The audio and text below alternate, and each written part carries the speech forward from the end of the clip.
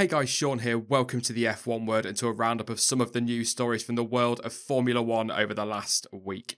Now, Williams and Haas have both launched their 2018 Challenger over the last week, but as we've already covered those on the channel, and it is inevitable it will crop up in tomorrow night's live stream, I will not be talking too much about car launches in today's news roundup.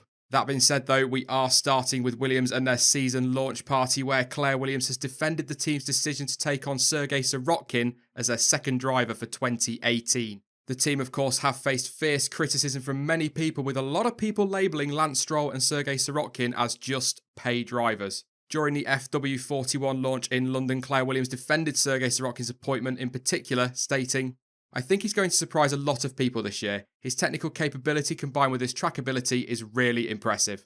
I think it would be incredibly naive for anyone to make that statement saying he's just a pay driver. It's great if a driver has financial interest from partners, it's great for the team, it's great for the driver. Our decision-making process is so much more complex than just deciding to put a driver into a race car because they have some cash. Yes, we are an independent team. Yes, sponsorship is really hard to come by these days, not just for our team, but for every team out there. So clearly, if a driver has some financial backing, that's an added bonus, but that's not the foundation for a decision-making process at Williams when we come to make our driver decisions." She went on to say, "It's nothing unusual. Fernando Alonso, prime example. Santander followed him around every team he's been to. You could suggest that he's a pay driver. I wouldn't do such a thing."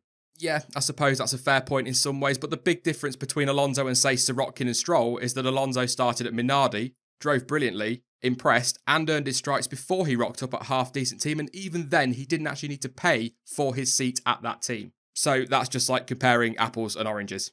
The team's technical director Paddy Lowe added, "The selection process we used was incredibly exhaustive, the most exhaustive I've ever been involved in involving the technical team. Sergei was selected simply on the merit of his driving. That team know nothing about finances, they are not involved in it, and they made the call themselves."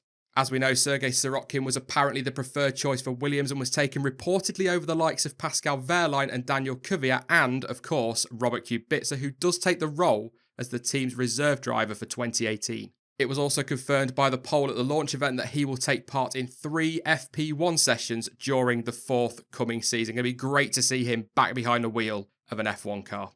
I don't usually throw too many opinions into these news roundups, but I really want to on this one, and it's a quote from Claire Williams. She said, "This is an expensive sport, not just F1, but at grassroots level as well. We'd miss out on so much talent coming into F1 if drivers didn't have financial backing supporting them through the junior formula and bringing them into F1. Now, whilst I agree with what Claire Williams is saying, there is a huge difference between a driver paying to start racing at grassroots or raising funds to go racing in lower formula and a driver rocking up with X million dollars, slapping it on the table and saying, I'll take that seat, please." Huge difference. Yes, both Lance Stroll and Sergei Sirotkin are good drivers and have to have some sort of pedigree to have made it as far as they have. There's no denying that. And of course, they are not just pay drivers.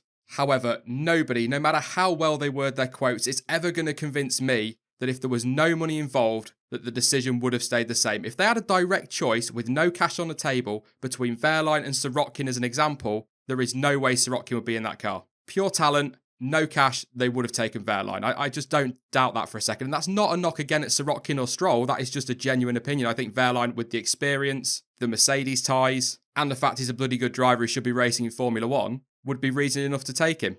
And like I say, Sirotkin isn't just a pay driver. He has to have some talent. But at the end of the day, it was the $15 million that made the difference.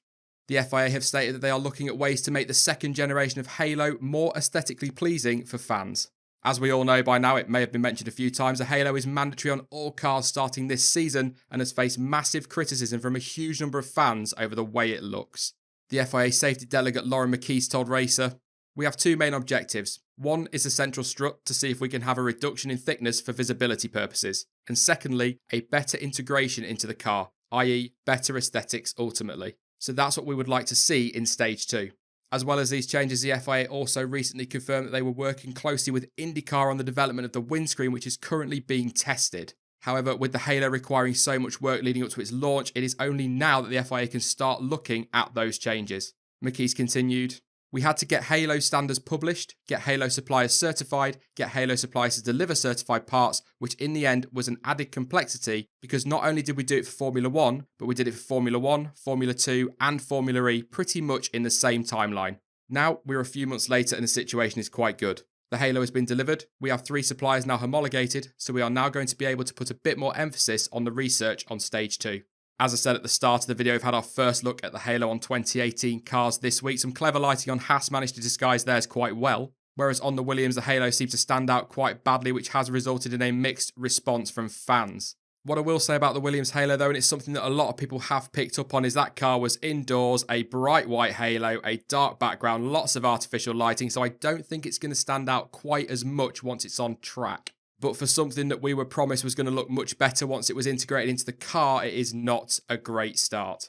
Liberty Media's Ross Brawn has said that in a bid to ensure that only the best events are kept on the calendar, F1 could end up with a league table in future for Grand Prix venues. With Liberty Media rumoured to be looking at a 25 race calendar in the future, Ross Brawn believes the best way to cope with expansion is by focusing on quality over quantity. He said, "The crucial thing is the quality of the race. There's no value in just putting the number of races up, but if we can provide great races in great locations throughout the world, then we should consider it. I'd love to see in the future a league of races where over time we've got a waiting list of top class circuits and promoters that are waiting to get into Formula 1, and then if there is any race that is not working well, you relegate that and put a strong race in." So along with possible new races in the future, it looks as though even more gimmicks are on the horizon. Thanks so much, we really need them right now. The question for today then, if you could replace one race from the current calendar with one other race, what would you do? Let me know in the comment section down below.